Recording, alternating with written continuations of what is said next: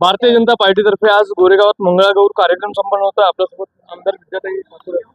Madam, आज कार्यक्रम संपन्न झाला मंगळागौरीचा। मोना गौडा यांनी आयोजित केलेला, काय माहिती? मोहना गौड़ा आज मंगला गौर का जो कार्यक्रम आयोजित किए, बहुत ही अच्छा कार्यक्रम रहा। बहुत बड़ी संख्या में महिलाएं आई और जो हमारे महाराष्ट्र की संस्कृति है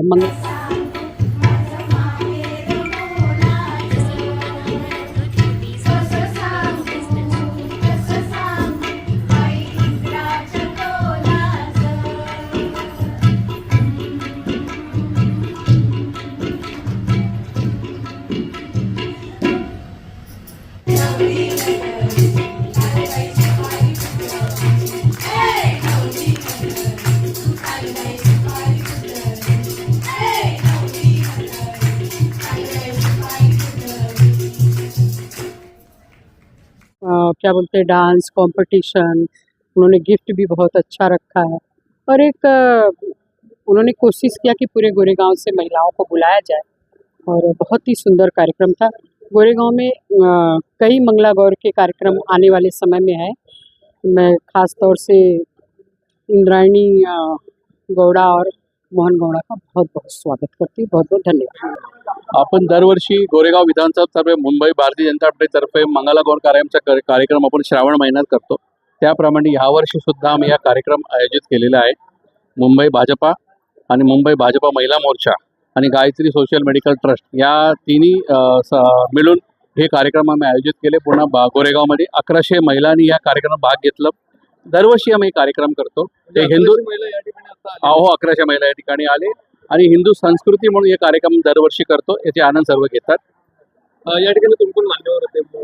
या ठिकाणी गोरेगावचे आमदार श्री विद्याताई ठाकूर मॅडम आणि कामगार आघाडीचे अध्यक्ष अभिजित राणे आणि मुंबई अध्यक्ष दिल्लीचे दौरा होता म्हणून ते येऊ शकले नाही आणि महिला मोर्चाचे अध्यक्ष योजना ठोकले तेही येऊ शकले नाही। दिल्लीचा दौरा होता म्हणून महिलांचा प्रतिसाद कसा लागला? सुंदर झाला। दरवर्षी सुंदर प्रतिसाद असतो आणि खूप आनंदाने प्रेमाने येतात आणि ते खेळतात आणि ते कार्यक्रमाचा आनंद घेतात। त्यांना काय तुम्ही गिफ्ट काय विशेष एक भेट? मी काय त्यांना गिफ्ट देऊ शकतो? परमेश्वरने जे आपल्याला अवेलेबिलिटी करून दिली त्याप्रमाणे आपली एक इच्छा असते की त्यांना काहीतरी एक भेट वस्तू द्यावं म्हणून ते आम्ही दिलेलं आहे। धन्यवाद।